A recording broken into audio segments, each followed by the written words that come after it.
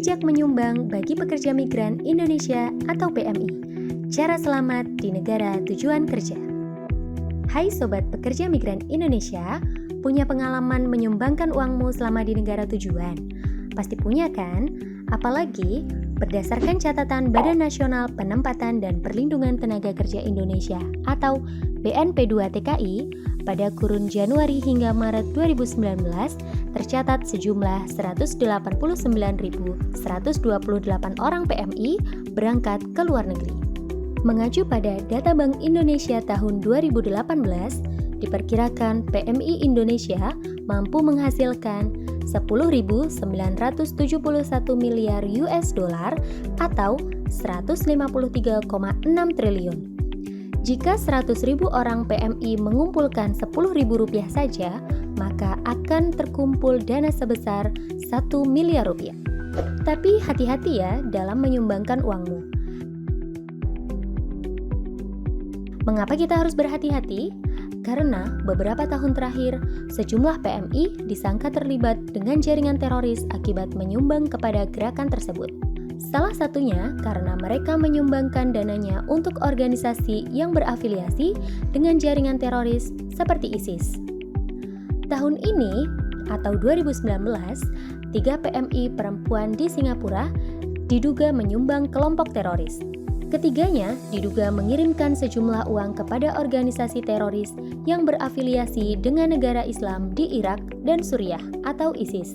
Atas dasar tuduhan tersebut, ketiga PMI akan menjalani persidangan dan hukuman di Singapura.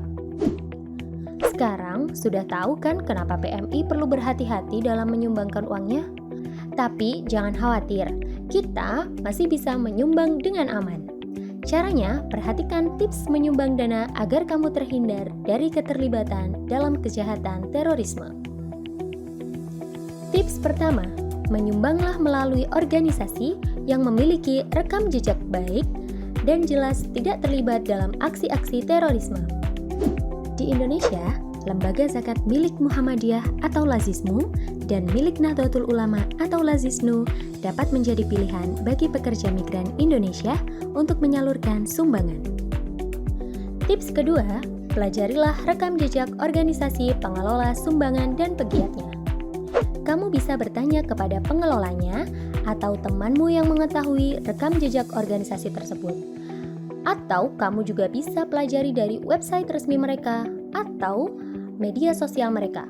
Misalnya, profil lembaga, rekam jejak, siapa saja pengelolanya. Jadi, pastikan bahwa organisasi tersebut tidak berafiliasi dengan kelompok pro-terorisme dan tidak dikelola oleh pegiat yang berafiliasi dengan gerakan tersebut. Tips ketiga, periksalah laporan keuangan lembaga-lembaga filantropi sebelum menyumbang.